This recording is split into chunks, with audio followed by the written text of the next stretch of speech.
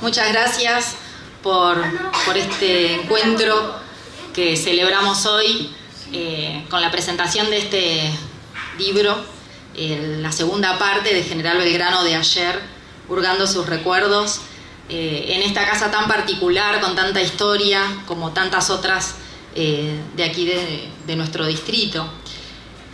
Una ayuda a memoria me tuve que hacer porque cuando nos convocan estas cosas a mí me parece que está bueno por ahí pensar, detenernos un poco del trajín diario que llevamos sin querer también los belgranenses, si bien este es un pueblo chico, donde nos conocemos todos, donde tenemos un ritmo quizás más tranquilo que otras ciudades, pero también, digamos, vamos acelerados de cierta manera, me parece, ¿no?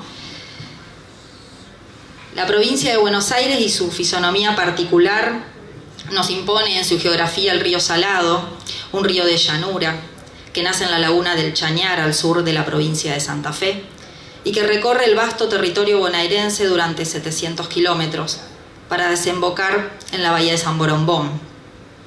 Este paisaje, junto a su flora y fauna, posee una raíz identitaria muy fuerte sobre los habitantes del partido de General Belgrano, creado a la vera de su cauce el 1 de agosto de 1891.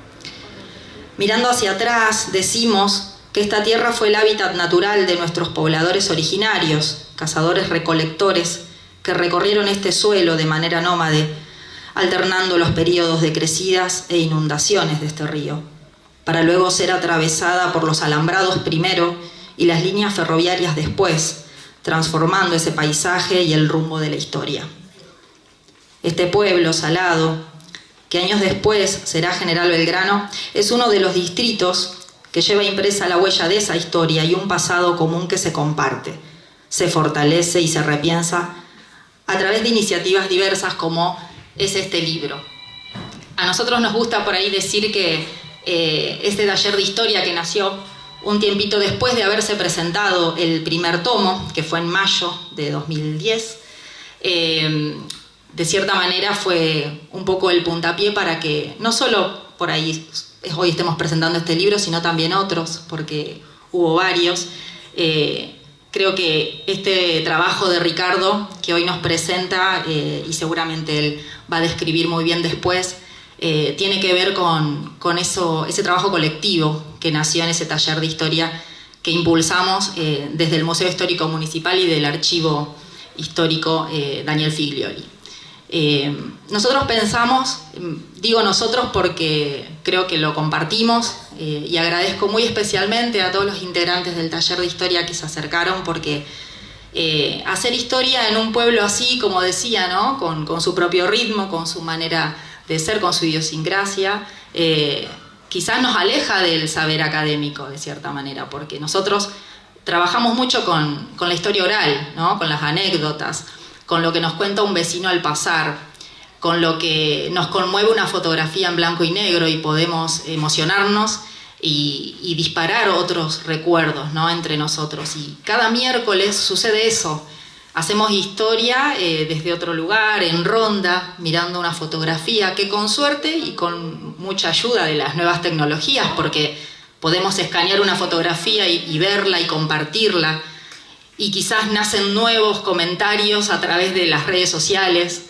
Es un taller que apuesta al pasado, ¿no? Pero siempre proyectando en futuro. Me parece que este libro que fue enriquecido con mucho de eso, pero también con mucha investigación de rigor histórica en las visitas que Ricardo siempre hace al Archivo General de la Nación o al Archivo Histórico de la provincia, en conjunto también con otros historiadores. Hoy también se encuentra presente, por ejemplo, gente del Archivo de la Memoria Fotográfica de Ranchos, a quienes agradecemos porque no la hacemos solos, ¿no? No la hace él solo, hoy lleva su nombre, pero también es el fruto de muchas voces que se acercaron, que él fue a buscar o que lo buscaron a él, me parece, y tiene que ver con esto, ¿no? De nuestra tierra, de nuestro pueblo, de General Belgrano. Van a encontrar en el libro pasajes desde hace muchos años. 1829 es uno, por ejemplo, uno de los capítulos con el combate de las vizcacheras. van a recorrer historias de otros personajes también, Miguel Briante, el Manco Giribone. Me parece que tiene ese tinte especial de pensar a estas personas como protagonistas, pero también como vecinos o vecinas de nuestro pueblo que hicieron algo diferente y que hoy forman parte de estas páginas de este libro. Así que yo no quiero hablar mucho más, quiero agradecerles por haberse acercado a compartir con nosotros. Quiero agradecerte, Ricardo, por permitirme estar acá y bueno, a todos los miembros del taller por hacer este espacio juntos, ¿no? Acompañándonos por muchos trabajos más. Tenemos ahí también mucha gente que escribe por ahí en silencio y que bueno, ya llegarán esos tiempos de editar y de compartirlo con los demás. Así que bueno, celebremos entonces un nuevo aporte, una nueva mirada a la historia, las historias, las memorias de General Belgrano, porque tampoco es que hay una sola, eso también es importante destacar, que este es el aporte de Ricardo, de la gente que ha conversado con él, de su mirada, pero que también seguramente hay otras, como hubo ya, con los aportes que hizo don Alfredo Múlgura, Vicente Yura, Héctor Ramallo, tantos otros que conocemos y que son fuente de consulta, pero que, bueno, seguirá habiendo más, seguramente. Así que muchas gracias. Bueno, buenas noches. Gracias, Clarita. Gracias a todos por acompañarnos. Bueno, muy especialmente a los compañeros del taller, con quien todos los miércoles discutimos, nos encontramos y discutimos en buen sentido estas cosas, ¿no? Es grato presentar un libro porque hay en él mucha ilusión, muchas ganas de compartir cosas, y ya lo he sentido cuando presentamos la primera edición del libro y tenía un poco de miedo de ese refrán que anda dando vuelta por ahí que dice que nunca segunda parte fueron buenas.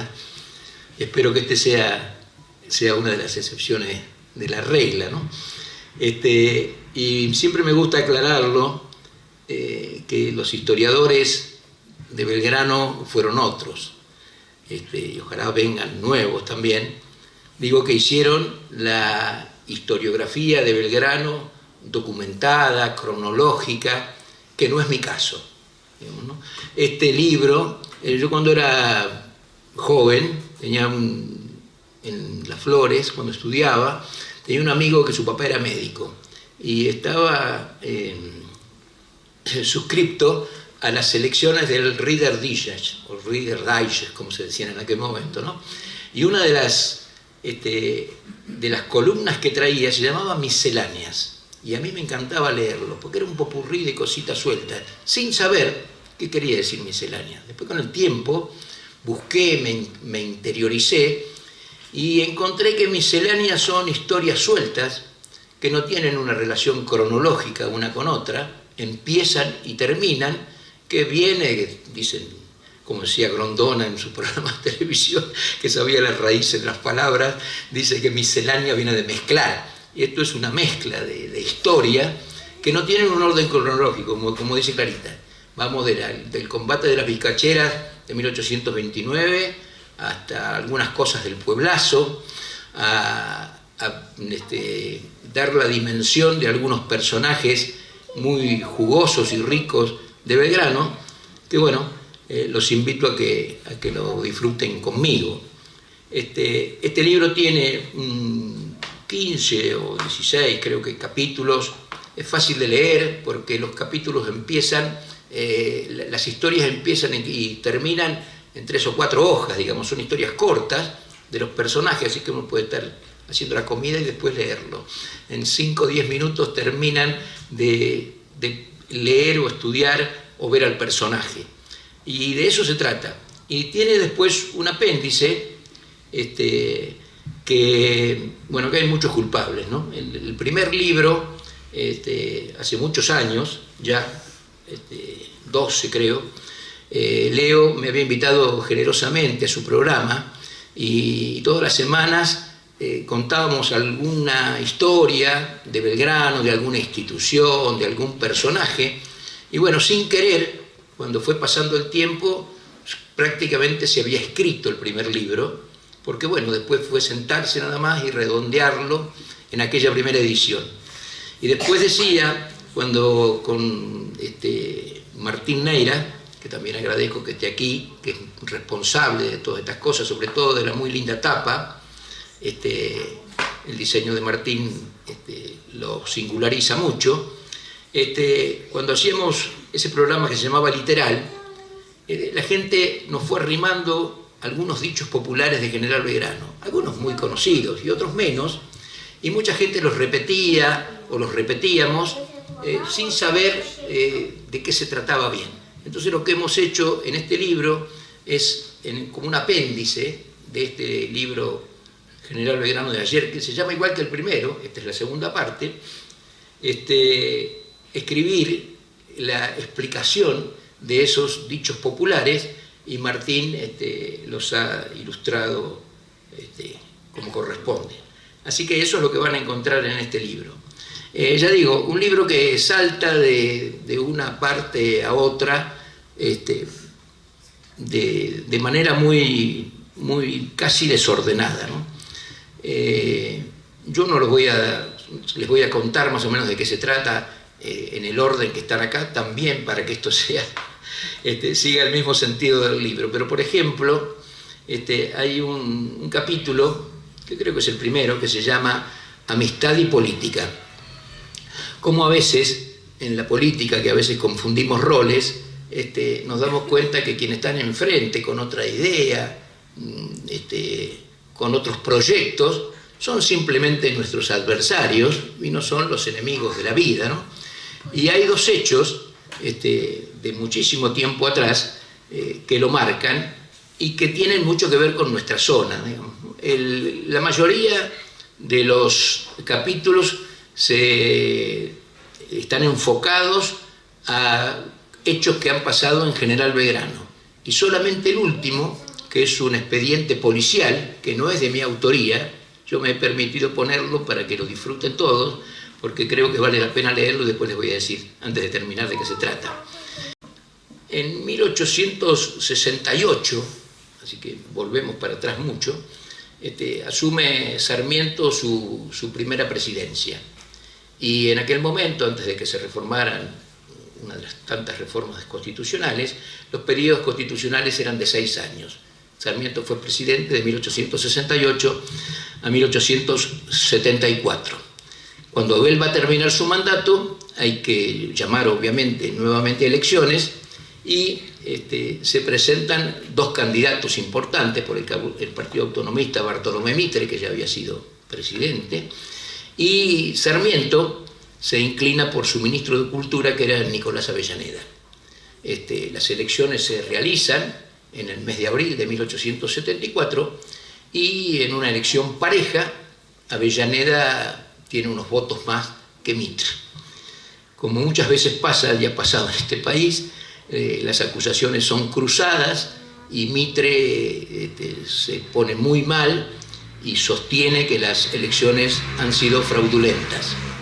Y como una vez más pasa en este país, decide atacar las instituciones y llama a un golpe revolucionario. En aquella época las elecciones eran en abril y el presidente asumía el 12 de octubre. Entonces llama para los primeros días de septiembre a un movimiento revolucionario para impedir que Avellaneda se hiciera cargo de la primera magistratura. Bueno, ¿y por qué contamos esto? ¿Qué tiene que ver esto que parece tan de historia nacional? Y lo estamos contando en General Belgrano, he puesto en un glosario de cosas de General Belgrano, porque Mitre había dispuesto varios puntos donde la revolución se iba a desarrollar en la provincia de Buenos Aires, y uno de ellos era en la estancia Poronguitos, aquí cerca, que en aquel momento era partido de pila todavía. Después, cuando nosotros, por aquella ley del 1 de agosto de 1891, se crea el partido de General Belgrano, para la creación de ese partido se toman tierras del cuartel cuarto de Las Flores y del partido vecino de Pila, esas tierras, Pila, todo esto que estamos acá hoy, esto pertenecía en aquel momento a Pila. Cuando se crea la ley de la creación, valga la redundancia, de nuestro partido, estas tierras de Pila pasan a ser ahora del territorio de General Belgrano. Por lo tanto, aquellos hechos que les voy a contar de 1874, en aquel momento era Pila, pero hoy son nuestros, y como todo el mundo sabe, Poronguitos es la estancia que sigue aquí a la colonia del Salado, nada más a 15 kilómetros de distancia. ¿Y por qué uno de los focos revolucionarios iban a estar en Poronguitos? Porque, bueno, de ese partido autonomista formaba parte Claudio Stengman hijo, que era hijo del alemán que había venido en 1830 y había comprado esas tierras allí de la estancia Poronguitos.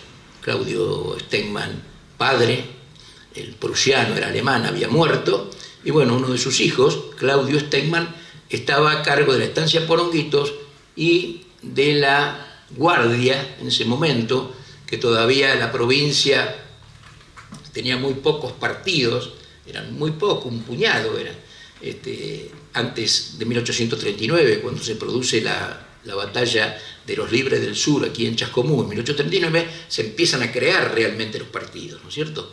Entonces, bueno, ese partido de Pila había sido creado ahí en 1839, estaba el partido de las Flores, pero antes que eso había muy pocos partidos. Nosotros pertenecíamos al partido de Magdalena, todos estos pueblos de esta zona eran de Magdalena, La Matanza y 5 o 6 distritos más. Cuando Rosas ve que se le van las cosas de la mano, decide crear nuevos pueblos para tener allí guardias nacionales que le sirvan de poder de policía y jueces de paz. El juez de paz en aquellos años era Claudio Stengman y era uno de los cabecillas de la revolución. Mitre había mandado su caballo, como se usaba en ese momento, su montura y sus enseres a la estancia Poronguitos y había prometido venir aquí.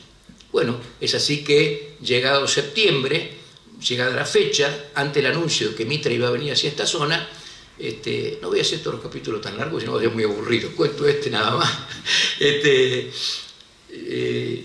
Va a venir ahí, manda su caballo, y entonces los vecinos, que en ese momento obviamente no había tropas, digamos, eran los vecinos de las estancias, de los puestos vecinos, de los campos vecinos, amigos de Stengman, se reúnen en Poronguitos y se preparan para marchar hacia el interior de la provincia armados, como correspondía en ese momento, con muy pocas armas de fuego todavía, recién estaban saliendo los primeros Remington, así que lo que 2 días estuvieron haciendo ahí lanzas con tijeras de esquilar y qué sé yo, estuvieron preparándose y partieron hacia el interior de la provincia a juntarse con otra fuerza en Olavarría, en Azul, en Tandil, para encarar el movimiento revolucionario.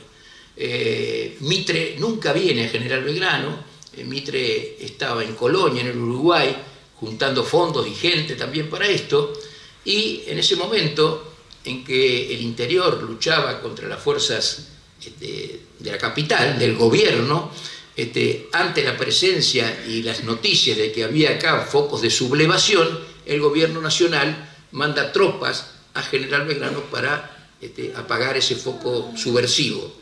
Las tropas llegan a General Belgrano y ya los revolucionarios se habían ido.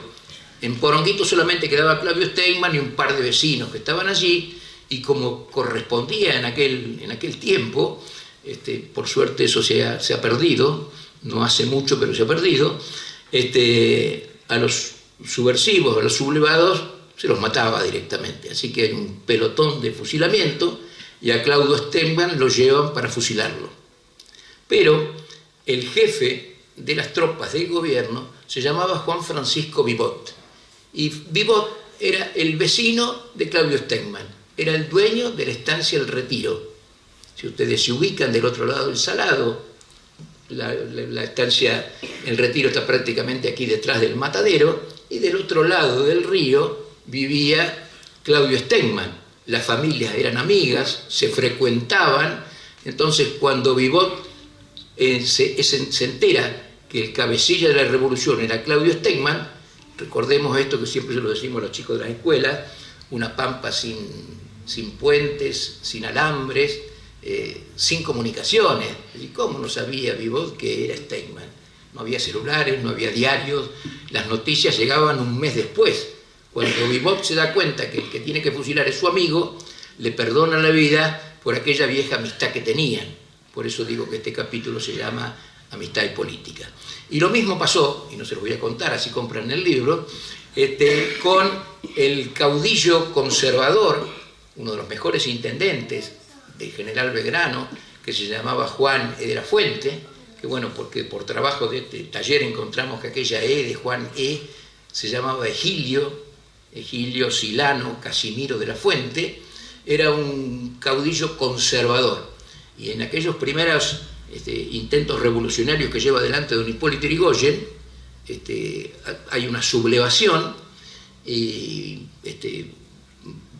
ya había tren, acá ya el tren había llegado, acá el tren llegó el 19 de mayo de 1871 y un año después llega a Las Flores.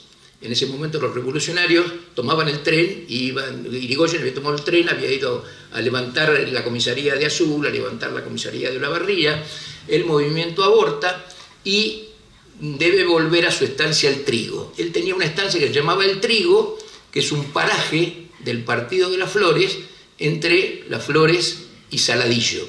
Don Juan de la Fuente, don Juan de la Fuente, tenía una estancia importante, se llamaba La Campana, en un sitio, en un lugar, en un paraje que se sigue llamando hoy El Mosquito en Las Flores, y la estancia de Yrigoyen quedaba de la de don Juan de la Fuente una legua, eran vecinos. Juan de la Fuente se entera de que Yrigoyen está volviendo a su estancia y que lo están esperando para llevarlo preso a Buenos Aires y tal vez fusilarlo también. Entonces lo espera en la estación y le dice que no vaya a su estancia y lo esconde en su estancia El Mosquito.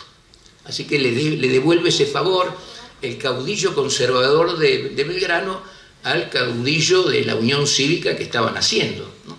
Bueno, el tiempo pasa, se reforman las leyes, termina el tiempo del fraude en el país, con la nueva Constitución y la ley se empeña, y en aquella primera elección, con elecciones democráticas, es elegido presidente Hipólito Yrigoyen en 1916. Y decide, mientras va ordenando la provincia de Buenos Aires, sobre todo, que siempre fue un foco muy difícil de manejar, de intervenir la provincia de Buenos Aires, y decide desplazar a todos los intendentes de la provincia de Buenos Aires. Pero el intendente de General Belgrano se llamaba Juan Egilio Silano Casimiro de la Fuente. Entonces le manda un mensaje a de la Fuente que no se vaya, que se quede, que siga siendo el intendente de Belgrano, como una manera de retribuirle aquel favor que había hecho cuando la revolución casi lo pone fuera de carrera. Así que estos dos son dos hechos importantes de amistad y la política, cuando digo que no se mezclan los tantos, de que no se vuelve hasta lo personal y simplemente, como debería ser siempre, ¿no?, tratar a los otros simplemente como adversarios. Ese es el primer capítulo del libro, y después hay de todo. Hay personajes muy interesantes, muy variopintos, digamos. Hay un capítulo que se llama El cura converso. Generalmente nosotros, y el diccionario de la Real Academia dice que conversos son los que cambian de ideología. Y acá llegó en el año 49 un cura que se llamaba Alfonso María Cáfaro, un personaje distinto al molde de curas que todos tenemos presente y que hemos conocido, salvo algunos grandes que lo han conocido a él, ¿no?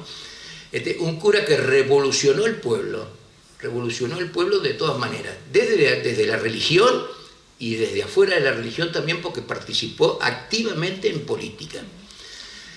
Un personaje que cambió la iglesia, el templo, aquel templo que había sido inaugurado. El templo va a cumplir 100 años el próximo 7 de diciembre. Esta no es la primera iglesia de Belgrano, pero aquella primera capilla de cuando era Salado fue reformada, y este templo, el actual, el que tenemos ahora, de la Inmaculada Concepción, se inauguró el 7 de diciembre de 1923. Acá había un cura un español que se llamaba Nájera, ya estaba grande, se volvió a España, se fue a su país y allá murió, y el obispado manda al cura Cáfaro. Cáfaro, un hombre que hace muy buenas migas con la sociedad y para todo hacía una colecta, hacía colaborar a la gente, y con una colecta se hicieron los hermosos vitrós que hoy tiene la iglesia. Se puso un reloj en la iglesia para que la gente ubicara, decía, los que pierden la brújula de noche, que se ubiquen con la luz del reloj, y se creó el reloj de la iglesia. Puso en el frente de la iglesia una red de altoparlantes, y todas las noches a las 20 horas hacía escuchar el Ave María, y después cantores populares cantaban con él. Era un cura que cantaba y tocaba muy bien la guitarra, le decían el cura gaucho, que andaba de sotana y sombrero. En esa época se usaba bastante de que venían seguidos parques de diversiones y que se realizaban concursos de cantores. Y el cura se anotaba y cantaba en todos los parques de diversiones de acá, de la zona, etcétera, etcétera. Y tan especial, bueno, creó el cuerpo del Batallón General Belgrano, que eran los scouts de General Belgrano, creó una biblioteca, creó un primer instituto belgraniano en General Belgrano, que después con el tiempo se perdió, y don Alfredo Múlgula lo reflotó muchos años después. Creó una biblioteca, creó un movimiento sindical. Era un cura muy especial. Entronizó a la Virgen de Luján en casi todas las escuelas del pueblo, en la que está frente a la estación, allí que se llama la Virgen del Camino, en frente al Banco Nación. Todas esas vírgenes las entronizó él.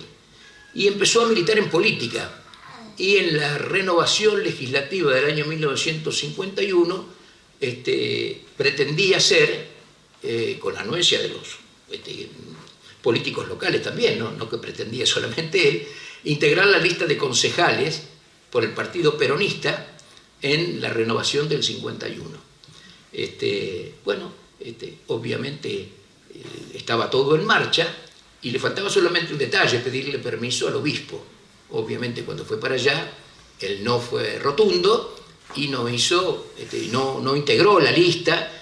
Mercante vino un par de veces a General Belgrano, vino una vez por la expropiación de la estancia Santa Narcisa, y vino también otra vez porque era muy amigo de Daniel Ferrer Burgueño, que era diputado. Daniel Ferrer Burgueño, el papá de Chacho, como lo conocemos todos aquí en Belgrano, y de Morena Ferrer, y él fue su padrino de confirmación y de bautismo. Entonces vino muchas oportunidades de General Belgrano, y cuando venía General Belgrano, Mercante, que era el gobernador, el primer gobernador de Perón, venía a visitar al cura Cáfaro. Bueno, después Perón tuvo un encontronazo con la iglesia, aquel Corpus Christi, donde se quemaron algunas iglesias, y qué sé yo, y se produce el golpe del 55. No lo voy a hacer muy largo para que después lo lean. Se produce el golpe del 55, y él, que se manifestaba muy abiertamente, en el mismo libro y unos capítulos más adelante, hay un intendente muy peculiar de General Belgrano que se llama Manlio Olivari. Y en los actos públicos de aquel momento, por eso digo, fíjense cómo han cambiado las cosas, ¿no? Manlio Olivari había ido a la escuela, había sido compañero del secundario y de banco de Perón. Fue muy amigo de Perón. Entonces cuando fue un primer interventor comisionado acá en General Belgrano, después fue intendente electo de General Belgrano. ¿Y cómo festejaban las fiestas patrias? Las fiestas patrias las festejaban llevándole flores al busto de San Martín, que en ese momento, el que está ahora en el Banco Provincia, antes estaba ubicado allá en el Banco Nación.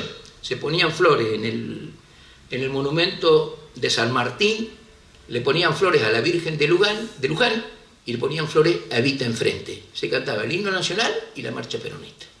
Ubíquenlo ahora a ver qué podría pasar si en los actos patrios alguno de algún partido intentara cantar su marcha partidaria, ¿no? Eran otros tiempos. Pero bueno, el cura iba al frente con eso, y cuando estaba Manlio Olivari más. Y con los dos, curiosamente, pasó un hecho que después le voy a contar de Olivari. Cuando se produce el golpe de Perón, el 16 de septiembre del 55, el cura estaba muy preocupado, porque él había sido partícipe importante del gobierno de Perón, y decide irse a Azul donde estaba el obispo, en tren, como se usaba en esa época, de miedo que a alguien le pudiera decir algo, porque después del golpe de Perón, esa mañana, siempre los golpes en la Argentina son cívico-militares, nunca son golpes militares solamente. Obviamente que los partidos políticos de la oposición participaban abiertamente en esto, y obviamente hubo manifestaciones de júbilo por la caída de Perón, y el cura tenía miedo de que cuando lo vieran en la estación le dijeran algo. Entonces pasó de largo y esperaba el tren en los galpones que están enfrente, para que no lo vieran en el andén. Eso me lo contaba personalmente una de las señoras de la iglesia que lo acompañaban en aquel momento. Fue a pedir autorización, fue a ver al obispo y volvió a la otra semana. Y bueno, los que nos acordamos de aquel tiempo, sino los que han leído historia también, el golpe es el 16 de septiembre, es aquella famosa Revolución Libertadora, y el presidente, el teniente general Lonardi, se hace cargo una semana después del país, el 9 de septiembre. Ya el cura estaba acá, Se hace una misa, y en la arenga de la iglesia, el que habla en contra a favor del golpe militar de la Revolución Libertadora y contra el peronismo que había enseñado a la gente con el libro La razón de mi vida y conculcado ideales y todo, y que pontificaba desde el atrio de la iglesia, era el cura Cáfaro. Había cambiado de idea, por eso digo, era un cura converso. Y ese día sale una manifestación por las calles del pueblo, y pasan de la iglesia, pasan por el colegio de Hermana, y de uno de los balcones del colegio de Hermana se abren las ventanas y el cura Cáfaro da un discurso encendido a favor de la Revolución Libertadora. Aquel cura que cantaba la marcha peronista y que quería ser concejal y qué sé yo.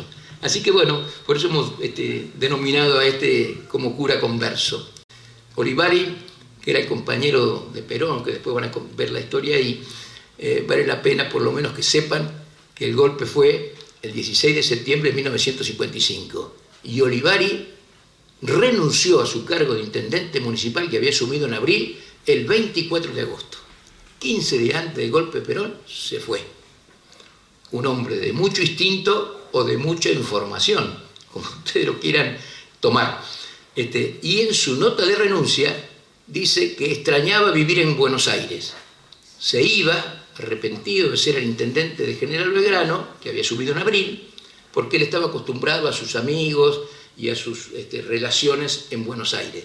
15 días antes del golpe se va y se salva, por lo menos de las primeras intenciones de represión y de ponerlo preso, que después lo ponen preso. Pero es un hecho muy, muy raro. Y una cosa que ubica a los dos, que una cosa tiene que ver con otra, era enemigo político internamente de Daniel Ferrer Burgueño. Él era de una fracción del peronismo y Manlio Olivari era de la otra. Manlio Olivari, un personaje muy importante, que la gente grande de General Belgrano no hace parte que yo se lo cuente, pero todas las semanas sacaba una solicitada de media página en el diario El Imparcial, que salía todas las semanas sacaba una editorial sobre temas distintos. Sobre todo le molestaba mucho que le mataran las perdices coloradas de la estancia, entonces escribía a favor de la fauna, escribía contra los cazadores furtivos, escribía contra los adversarios políticos, daba instrucciones de cómo las damas se deberían comportar en el baño, solicitadas que están escritas y que se pueden leer en el Imparcial acá del archivo histórico. Y con Daniel Ferrer Burgueño tenían una inquina especial. Ferrer Burgueño tenía un diario y también desde ahí se chicoteaban constantemente, hasta que un día la ofensa pasó y Manlio Olivari lo desafía a duelo. Todavía estaban los duelos, hasta el año 53, 54, creo que todavía estaban los duelos habilitados por la ley, y lo reta a duelo a Ferrer Burgueño.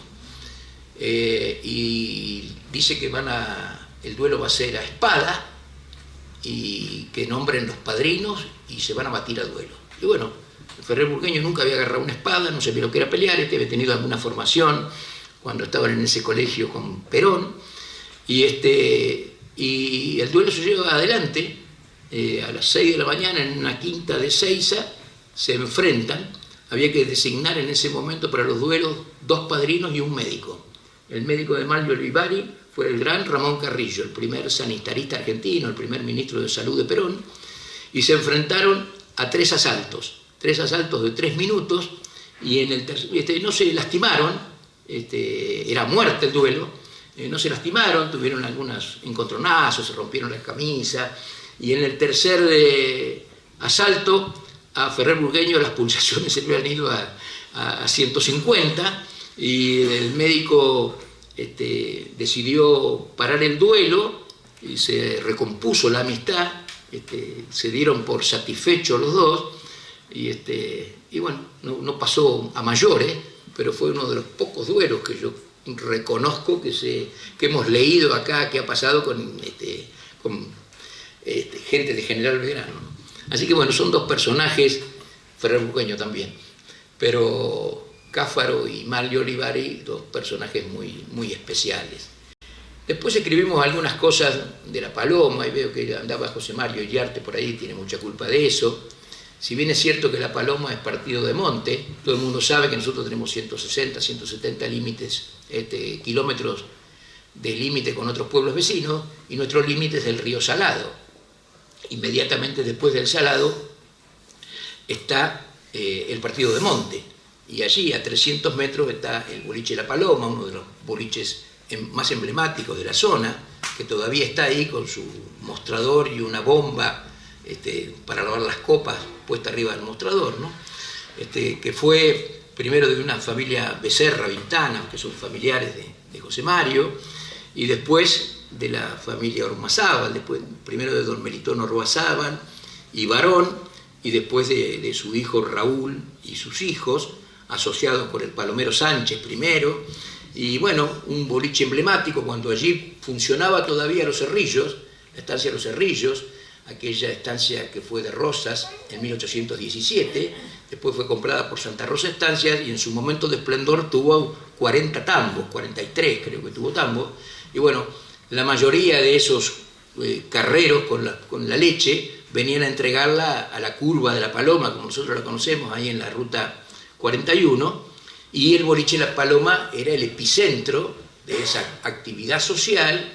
Allí se hacían las carreras de caballo, allí se hacían los bailes, el palomero cortaba el pelo, Ormazábal tomaba la presión, hizo de partero muchas veces, porque tenía un camioncito 38 y traía a las mujeres parturientas de los puestos de los tambos de Los Cerrillos, a veces las ayudaba a él y a veces a parir acá al hospital de General Belgrano. Entonces, bueno, es el tener en cuenta ese mojón que está allí todavía con las puertas abiertas después de más de 100 años, ¿no?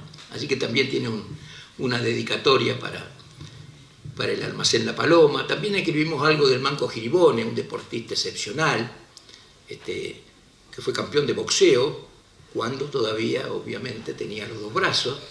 Después, en 1924, corrió una carrera de autos de Baquet, en el 24, en Pila, y la ganó por mucha distancia, y en la última vuelta uno de los rezagados lo quiso pasar, y como le mojó la oreja, muy orgulloso, salió como loco y se la puso de sombrero, y se apretó su brazo izquierdo, se quedó cortado acá. Personaje muy especial, nieto de Pipo Geribone, el autor del maestro de banda, autor de la marcha militar El Tala, una de las marchas más lindas del ejército argentino. Y bueno, para que el padre no... Obviamente el padre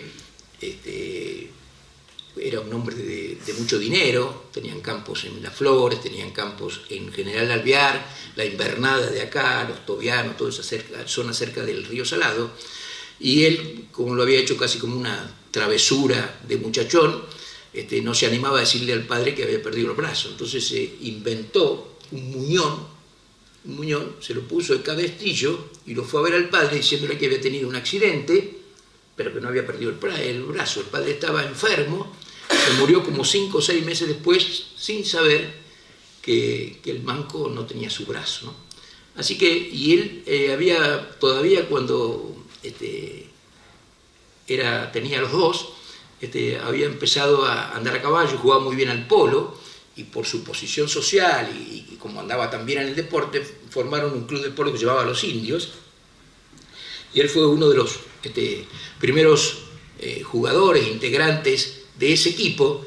Entonces cuenta él y a sus amigos que no resistían a volver a montar, así que de a poquito empezó a montar y se hizo él mismo en la punta del muñón un gancho con el que hacía pasar las riendas del caballo, y con eso el muñón, que era un pedazo de trapo que se había hecho, él nunca compró ningún ortopédico ni nada, era un muñón, se lo ataba a una argolla del cinto con las riendas y todo, y tenía que hacer con la otra mano el taco, así que manejaba el caballo con eso, una cosa sumamente arriesgada, y fue un jugador de élite de aquí del país. Cuando se inaugura el campo argentino de Pato, eligen dos cuartetos, y uno de los cuartetos lo integraba el Manco, ¿no? Realmente un tipo que estaba súper dotado para eso. Fíjense que es difícil para cualquiera de nosotros, primero mantenerse parado en el caballo, ¿no?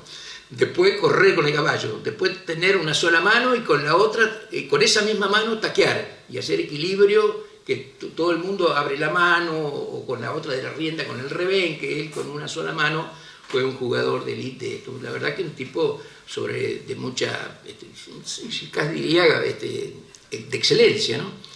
Nunca quiso estudiar y le gustaba el campo, y le gustaba andar en las tropillas, y su vida era el campo, tomaba, realmente un personaje y de nuestro general Belgrano, ¿no? Bueno, después, como decía Clarita, hablamos algo del combate de las vizcacheras, que hacemos hincapié en eso, porque fue un combate que se desarrolló en General Belgrano, y ese sí es un trabajo importante del taller de historia, que pudimos demostrarlo en el taller de historia de los pueblos, que en realidad no se había desarrollado en el lugar donde los historiadores tradicionales decían. Don Pedro Sarciat es un historiador muy reconocido, sobre todo de la provincia de Buenos Aires, de Rauch, decía que se había desarrollado el combate en una laguna de las Vizcacheras que había entre el límite entre Pila y General Belgrano. Y nosotros habíamos visto alguna vez, don Alfredo tenía algunos recortes allí en el archivo histórico sobre el combate de las Vizcacheras, y en su primer libro, don Alfredo escribe el libro de historia, Apuntes para la historia de General Belgrano, en 1978, en un apéndice muy poquito, evidentemente le había llamado la atención, pero no le había dado mucha importancia. Decía que algunos pobladores viejos de Gorch decían que ahí había habido un combate. Bueno, acicateados un poco con eso y buscando un poco de papeles, encontramos un parte. Ahí el combate se desarrolló el 28 de marzo de 1829. En diciembre de 1828 se produce el primer golpe cívico-militar, como decía hoy, de la historia argentina. Lavalle y los unitarios sacan del gobierno a Manuel Dorrego. Y como los golpes de aquella época, mucho más, todavía 50 años de hoy que le contaba de Mitre, las comunicaciones llegaban las noticias con mucho tiempo después. Dorrego es avisado que lo vienen a sacar el 1 de diciembre de la Casa de Gobierno y huye hacia Cañuelas y después hacia Abod para encontrarse con las tropas de Rosas, que era el caudillo federal amigo, ¿no? Bueno, sigue en su marcha hacia Navarro. Él se va muy enojado con el desplazamiento del gobierno. Rosas intenta desanimarlo, que no conviene enfrentar las tropas de Lavalle, venían de la recién terminada guerra del Brasil, tropas muy entrenadas, y los federales tenían alguna tropa de línea y después gauchos. Lo que juntaba Rosa acá eran gauchos de su montonera, empleados de sus estancias, y él decide que los va a enfrentar igual, y el 9 de diciembre se encuentran en Navarro, y obviamente las tropas de Lavalle lo pasan por arriba. Dorrego huye hacia el interior de la provincia, cree encontrarse con tropa amiga, en realidad es tropa sublevada, lo traen de nuevo a Navarro, y el 13 de diciembre de 1828 Lavalle lo fusila. El primer hecho también muy importante de la muerte de un gobernador de la provincia de Buenos Aires. Hace eso que toda la provincia, que ya venía con bastantes problemas, se ponga prácticamente en ebullición, y bueno, ahí se da una serie de hechos que tienen como epicentro a Monte. Y nosotros encontramos en el diario La Gaceta Mercantil de 1828 y de 1829, la Gaceta Mercantil era un diario que salía diariamente, como dice su nombre, a veces decimos diario porque salen bisemanarios, ¿no? o 2 veces por semana. Y bueno, eso tuvimos acceso en el archivo de la Nación, y el parte de las tropas unitarias que cuentan el combate dice que las tropas se encontraron en el Ciasgo. Y volvemos otra vez a La Paloma, que tiene que ver con nosotros. El Ciasgo es un paraje casi nuestro, digamos, ¿no? Allí del otro lado del río. Entonces es muy difícil que las tropas se encuentren en el Ciasgo para marchar hacia Rauch. Y bueno, después en el parte se van clarificando otras cosas, y nosotros vamos buscando, siguiendo esa línea, y podemos demostrar que en realidad las tropas de Rauch, que era un prusiano, un mercenario alemán que Rivadavia había traído en 1821 para matar indios, directamente para eso lo trajo, un tipo muy sanguinario, que les mandaba partes a Rivadavia diciendo: hoy para ahorrar balas le cortamos la cabeza de 28 ranqueles. No hacía diferencia entre hombres, chicos, mujeres, un sanguinario, realmente un mercenario, un soldado de la guerra que peleó con Bonaparte, ¿no? En Europa. Él se encuentra con Anacleto Medina ahí en el Ciasgo, así lo dice el parte, y marchan sobre Monte, porque en Monte había habido una sublevación federal. Ellos van hacia Monte, las tropas federales, anoticiadas de que van en búsqueda de ellos, cruzan el Salado por el Desplayado, que es un paso que tiene como acá el paso de Ponce con Rancho, o el paso de la Baguara acá en el río, y Rauch los persigue, y en la laguna de las Picacheras Viejas, ahí a 1000 metros ahora del cementerio de Gorch, obviamente Gorch no existía, estamos hablando de 1829, las tropas federales y las unitarias se enfrentan. Las tropas federales habían sido reforzadas con indios, que tenía casi de socios Rosas, y en una distracción de Rauch, un soldado de muchísima experiencia, como antes contaba, se encuentra, ha quedado solo en unos pajonales, un alférez le volea el caballo, y el indio Nicasio Macel lo mata con una lanza, ¿no? Le cortan la cabeza, la llevan a Monte, pero bueno, eso todo lo tienen que leer en el libro después. Pero quiero decir que con este trabajo y las distancias que el propio parte cuenta, que estaban a 8 leguas entre Monte y Gorch, que estaban a 4 leguas del otro lado de los Cerrillos, cuando estaban aquí en Monte, del otro lado del Salado, con la estancia de Rosas, son las distancias exactas que después con nosotros colaboró mucho Jorge Barberini, que trabaja ahí con los movimientos tradicionalistas de Monte, y él haciendo el mismo recorrido a caballo, midiendo las distancias, comprobamos que exactamente son las que dice el parte. O sea que el combate, uno de los combates más importantes de la historia argentina, no porque haya sido importante, porque pelearon 600 contra 600, una tropa menor y una tropa prácticamente sin uniforme, con pocas armas, pero tiene mucha importancia porque es la aparición y la llegada de Rosas a la escena nacional. Después de eso, Rosas en una batalla en el Puente de Márquez, aquí donde está al lado de San Isidro, le gana otra vez a Lavalle, lo derrota, y de ahí Lavalle empieza su camino, Rosa empieza su camino hacia ser casi 30 años gobernador de la provincia de Buenos Aires. Pero ese combate se hace también aquí en General Belgrano. Con Cachi y con Pipo Villaborda y con otros amigos, integramos mucho tiempo la comisión del Club Belgrano, ¿no? Y siempre nos preguntamos una cosa muy curiosa que había. El Club Belgrano se fundó el 16 de julio de 1916, ya ha pasado 10 años. Y acá, a 15 kilómetros de nosotros, hay un club que se llama Villanueva Fútbol Club, que se fundó el 16 de julio de 1916. ¿Cómo se fundó un club a 16 kilómetros de distancia el mismo día del mismo año. Es realmente curioso. Entonces, como primera cosa, y siendo muy vivo y rápido, digo, han jugado un partido de fútbol ese día y han decidido crear los dos clubes vecinos para seguir jugando y qué sé yo, pero no hubo partido ese día, no jugaron. Habían jugado alguna vez equipo de Villanueva contra los de Belgrano y qué sé yo. Y bueno, empezamos a buscar, a rastrear en las viejas actas del Villanueva Fútbol Club y en algunos viejos vecinos, y creo nada más, porque todo esto, como decía Clarita hoy, nos gusta decir, y lo decíamos en el taller de historia de los pueblos cuando llevamos estas historias de vizcacheras, que son miradas, son cosas que decimos nosotros, que serán así o no, hasta que otro demuestre lo contrario. Resulta, para hacerlo cortito nada más, que el Centro Fogar y fundador, primer presidente del Club Belgrano, era don Aniceto Iriarte. Don Aniceto Iriarte, dueño integrante de una de las familias más viejas de General Belgrano, hijo de don José Iriarte, que tenía su almacén acá en la esquina, La Amistad, donde hoy está Taconi. Y el arquero del Villanueva Fútbol Club se llamaba Arturo Escapil, y su hermana era Celina Escapil. Y Celina Escapil se casó con Aniceto Iriarte.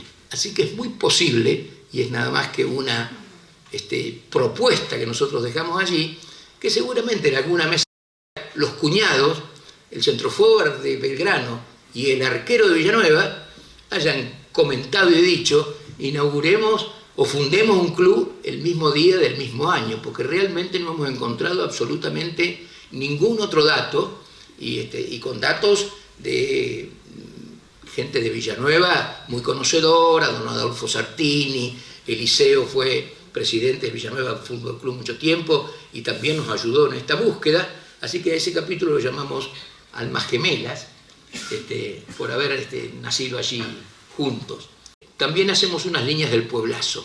Este año se van a cumplir 40 años del Pueblazo, y a veces yo militaba en el partido intransigente con Pipo Quillaborda, que hoy no ha podido venir porque está medio pachucho, pero siempre nos decimos, y me joroba, porque a veces aparecen otras voces contando otras historias, y nosotros tuvimos la suerte de participar desde el primer momento en aquel movimiento, y dice un día nos vamos a levantar y nos vamos a encontrar con otro pueblazo. Y el capítulo se llama Otro Pueblazo. Aquí está contado sin ningún ánimo político partidario, que yo ya no tengo. Estoy ya en cuarteles de invierno, ya no hago política partidaria activa, ni voy a ocupar ningún otro puesto, pero contamos realmente lo que pasó en aquellas días inolvidables de septiembre de 1983, que nosotros creemos que ha sido la página de historia más importante que se ha escrito en General Belgrano por la participación de toda la comunidad, todas las instituciones, todos los partidos políticos, por encima de las banderías políticas. Creemos que es el movimiento, así que léanlo y después en algún otro momento lo podemos discutir. Y digo de la página más importante porque en el año 1933 los radicales de General Belgrano, en el año 1930 se había producido un golpe militar, otro de los golpes militares de nuestra historia, y los conservadores habían desplazado a Irigoyen del gobierno en el año 30, el 6 de septiembre. Y en el año 33 los radicales de la provincia de Buenos Aires deciden levantarse contra ese gobierno, una contrarrevolución para desplazarlos. El 9 de enero de 1933 se decide en toda la provincia de Buenos Aires, en los papeles por lo menos, levantarse en armas y tomar la comisaría, ir al telégrafo, a la estación, a los lugares más importantes. Eso se iba a hacer en todos los pueblos de la provincia de Buenos Aires, y acá se hizo. Se juntaron, los caudillos eran los hermanos burgueños, gente muy importante de la sociedad de General Belgrano, y tipos que se la jugaban, y juntaron a unos cuantos radicales, cerca de 100 en su estancia la noche anterior, y a la mañana, como a las 6 de la mañana, vienen, toman la comisaría, se tirotean en la comisaría, se tirotean con el comisario que no estaba en su casa ahí en la calle en Paso y Estrada, se tirotean, toman el telégrafo, sacan armas del Arca de Noé, van adelante y como a las 10 de la mañana, en ese país todavía del año 33, que las comunicaciones llegaban tarde, le dicen, muchachos, la revolución se suspendió. La revolución se suspendió. Cuando estaban tiroteándose contra el comisario a las 10 de la mañana. Tuvieron que salir disparando mal y a esconderse como podían, porque venían en el tren de la mañana las tropas conservadoras a apagar el foco, que iba a ser fácil apagarlo, porque el único lugar era General Belgrano que había quedado. Hubo unas escaramuzas en Olavarría y no hubo ningún otro movimiento en la provincia de Buenos Aires. Así que en un camión de don Antonio Pasarín lo fue cargando de a poco y se escondían donde podían. Y a los hermanos Cabello, Eusebio y Cirilo, el papá de Héctor, que me contó estas cosas con mucha gracia, ¿no? Que falleció hace poquito tiempo, centenario ya, ¿no? Él, me contaba estas cosas, cómo había disparado uno de sus tíos y había ido hasta Chas, y el capítulo se llama Unto sin sal.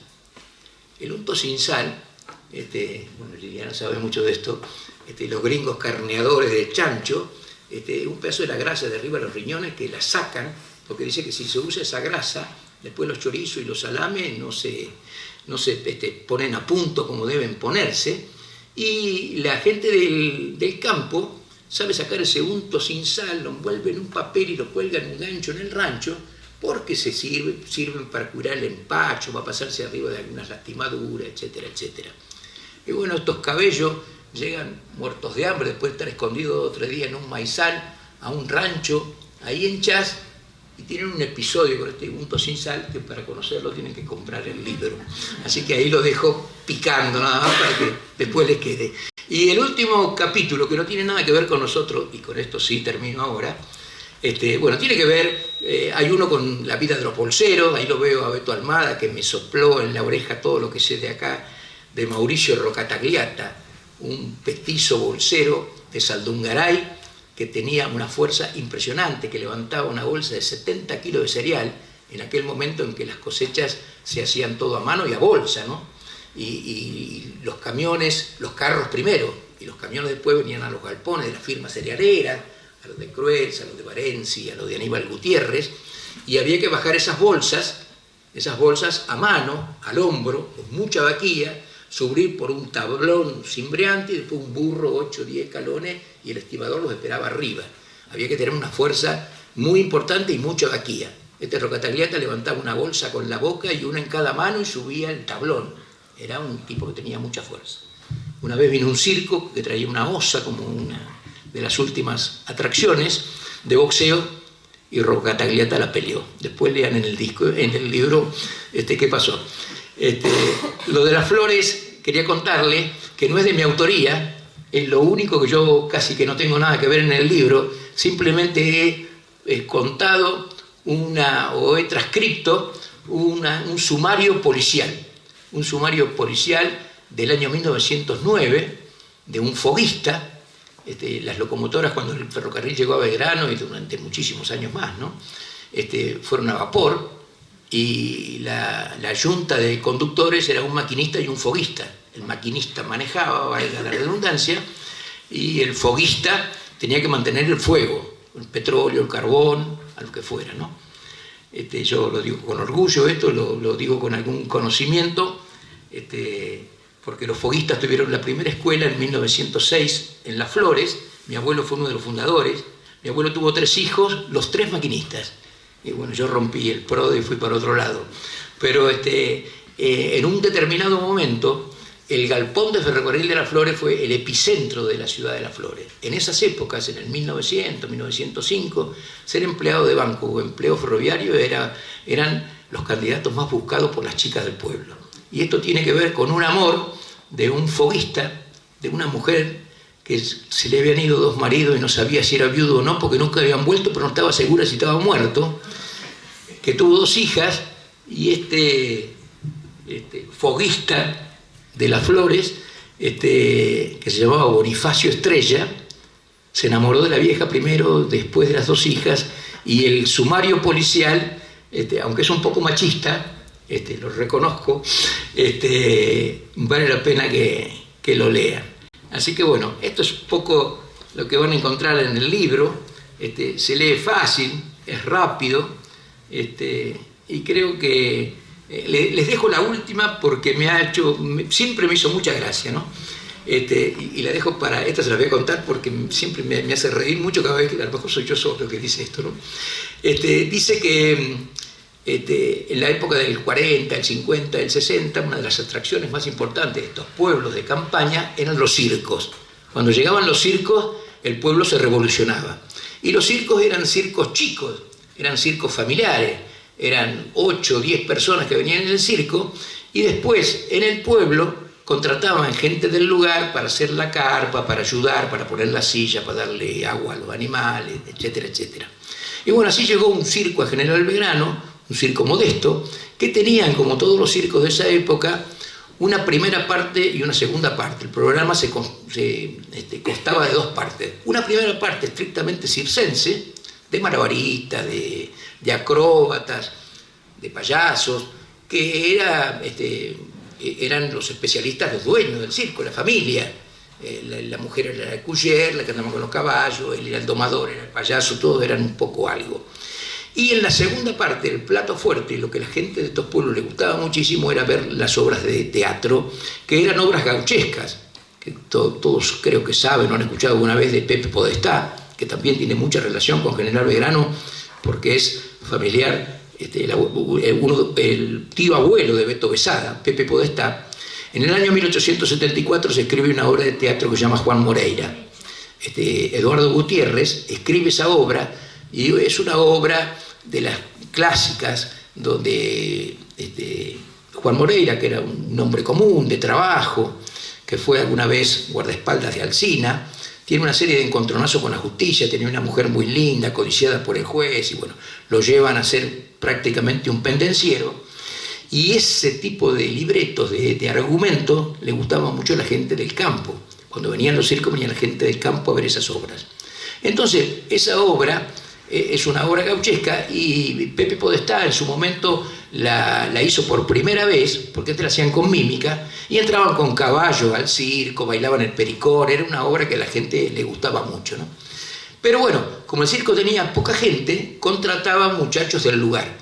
Y los muchachos del lugar que contrataba eran los muchachones, que andaban un poco de gusto, con más tiempo. Y bueno, este circo contrata a 2 amigos. Este cuento me lo contó a mí Miguelito García, también un conocido comerciante del pueblo, que todos lo recordamos vendiendo pescado en su bicicleta, hijo de Sotero García, un frutero de mucho tiempo, un vago, y que entre muchas otras cosas que me contó esta. Dice, nos fuimos a anotar con Miñuelo Aneas. Miñuelo es la deformación del sobrenombre de Buñuelo, ¿no? Le decían Miñuelo Aneas. Entonces se anotan en el circo, nos anotamos para levantar la carpa, para limpiar, y si hacía falta alguno para trabajar en la obra, nos contrataban de doble. Así que bueno, así fue. Los contratan, ayudan a levantar la carpa, qué sé yo, y empiezan necesitan dobles, no dobles, sino gente de reparto, para hacer la partida de policías que va a buscar a Juan Moreira. Así que en la obra principal le dan a Miñuelo y a Miguelito un traje de milico y un sable grandote de latón.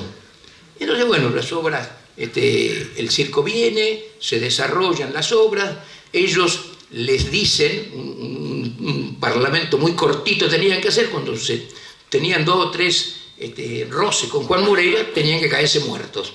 Tenían que caerse muertos enseguida, porque esa era parte de la obra, hasta que Moreira intenta saltar un paredón y Chirino lo ensarta, como decimos comúnmente, con su bayoneta, ¿no? Y ahí termina. Bueno, el circo se queda, como siempre se quedan los circos, 15 o 20 días, y ellos representaban esa obra todos esos días. Hasta que el último día, cuando el circo se despedía, a media tarde pasan por el bar en Pensamiento donde hoy está Rústico, era un boliche muy conocido de General Belgrano, a una cuadra del circo. Y se ponen a tomar una copa y ahí había un montón de amigos y amigotes y le empiezan a decir que son cobardes, que no es de buen belgranense dejarse matar como se matan, que deberían defenderse un poco más y qué sé yo, y esto con unas copas de más van a encarar la última representación de Moreira.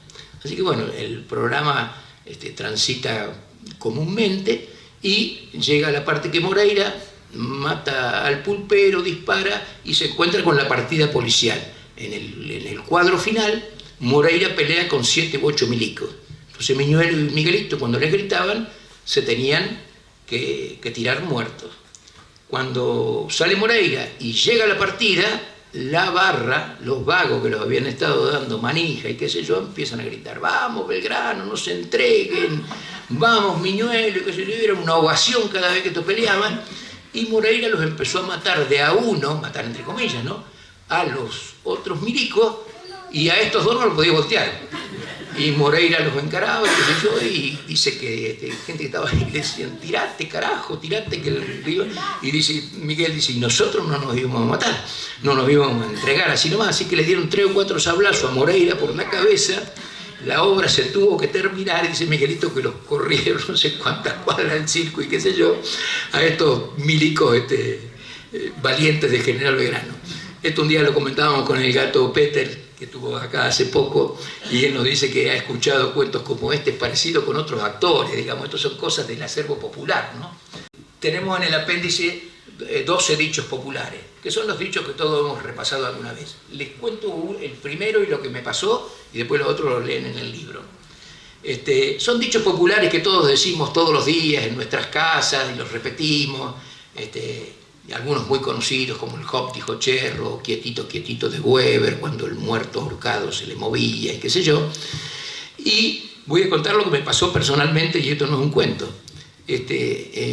Fuimos una vez al norte, hace como más de 20 años, estaba en Catamarca, en una estación de servicio, que nos bajaba para tomar algo, qué sé yo, y yo estaba parado en la puerta y al lado mío pasan 2 muchachos, y cuando se despiden uno le dice al otro: che, dice, bueno, ¿cómo quedamos? Entonces, no sé, dice, algo va a salir, dijo Pichulo. Dijo el camionero, al lado mío en Catamarca, a la miércoles. ¿Qué pasó? Yo me quedé duro.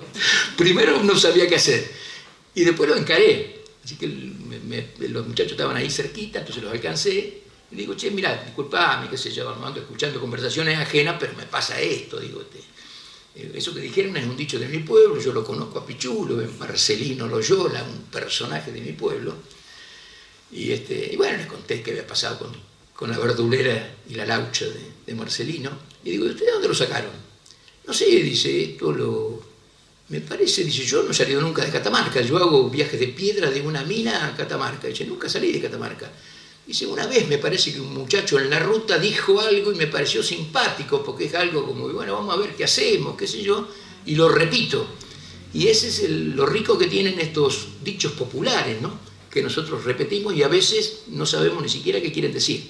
Así que nos hemos tomado este trabajo con Martín, que está acá, de contar o de escribir estos 12 dichos populares, y Martín ilustrarlos para que no se mueran, ¿no?, como para que queden para otras que vienen. Así que ahí hay 12 dichos populares que alguna vez los chicos de Turismo Belgrano, por allá anda Alejandro, lo habían puesto impreso en una remera, ¿no?, y a la gente le gustaba andar con eso, porque tienen un sentido de pertenencia, ¿no?